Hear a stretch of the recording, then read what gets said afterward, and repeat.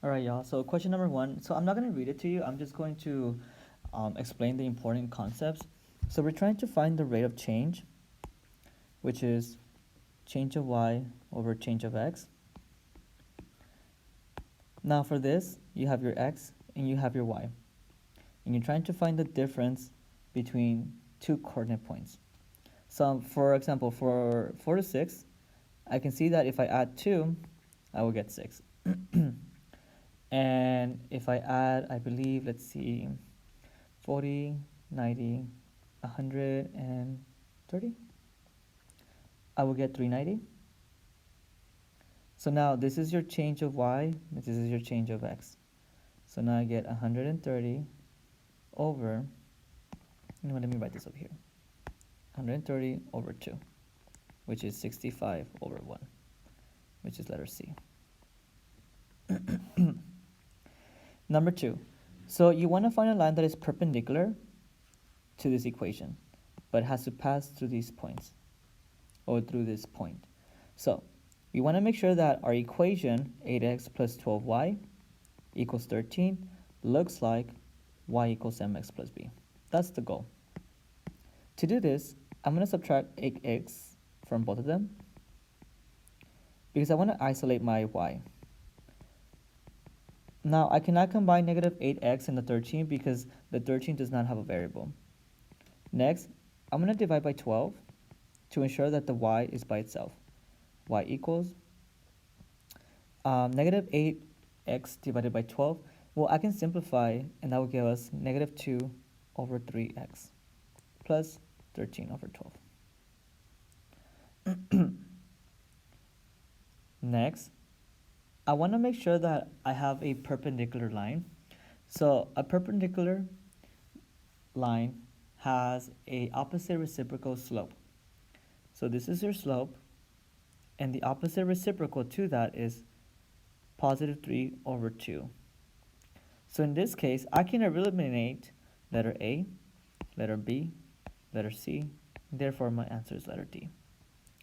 But in case you want to use this, so I need y minus y1 equals to m x minus x1.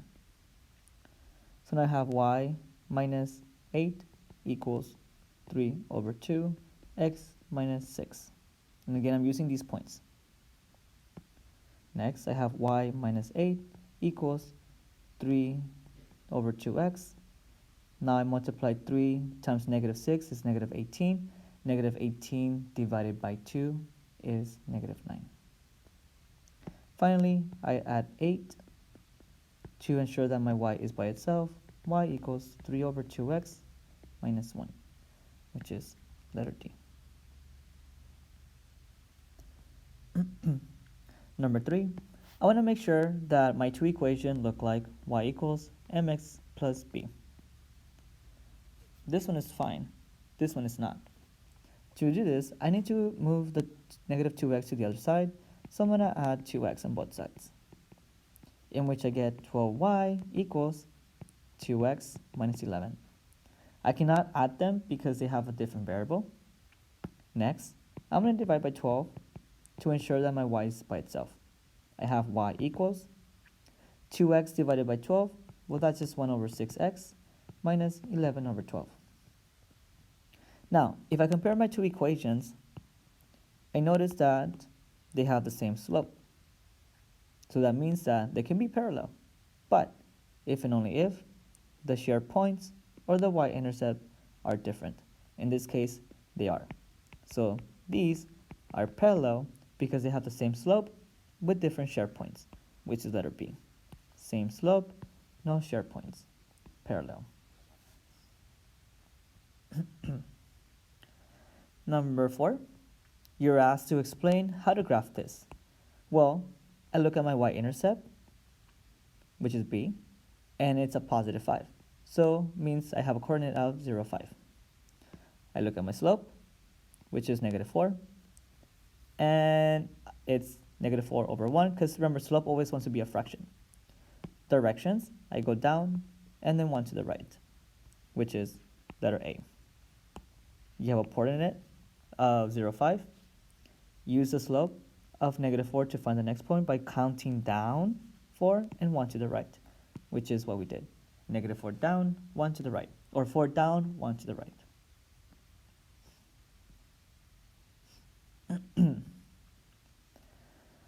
I'm going to skip number 5 and 6 because I just want to focus on 7, 8, and 9. And we'll go from there. Number 7. We are looking for an arithmetic sequence. Well, we want to find the first term. Well, number 7. So in this one, they're talking about arithmetic sequence. Arithmetic sequence has a formula of an equals a1, plus n minus 1 times the letter t. Now they give us the third and fourth term, which are 13 and 18. A3 is 13, A4 is 18. Now I noticed that from 3 to 18, well, we are just adding 5.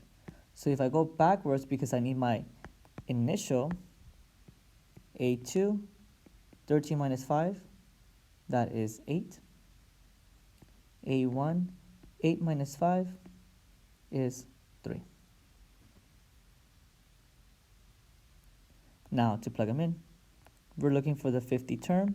Our first initial is 3 plus the term that we're looking for, 50 minus 1, and the difference, which is 5, in which I get 3 plus 49 times 5, in which I get 3 plus 245, which is 248. So a to the 50, a 50 term, letter A.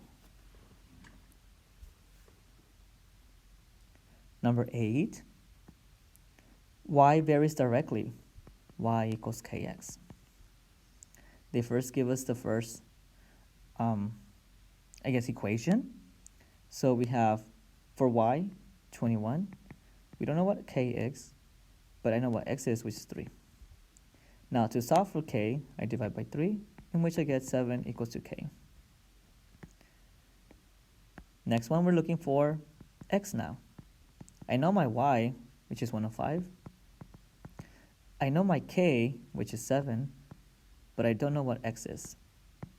I divide by 7, in which I get 15x. Well, 15 equals to x.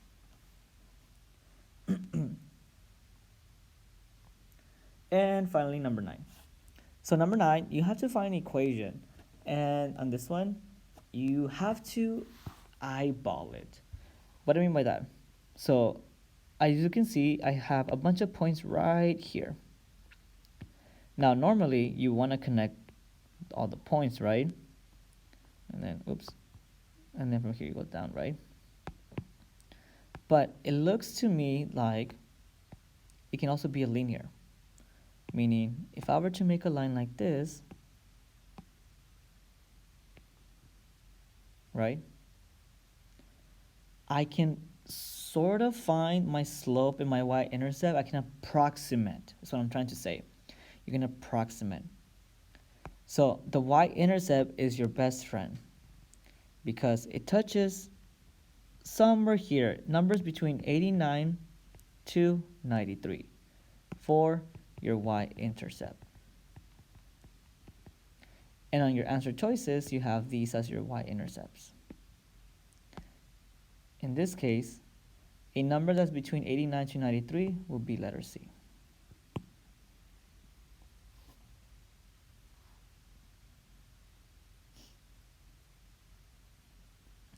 And that is it. Those are the only ones that I would like for you all to correct. Other than that, if you have any questions, send me a message privately.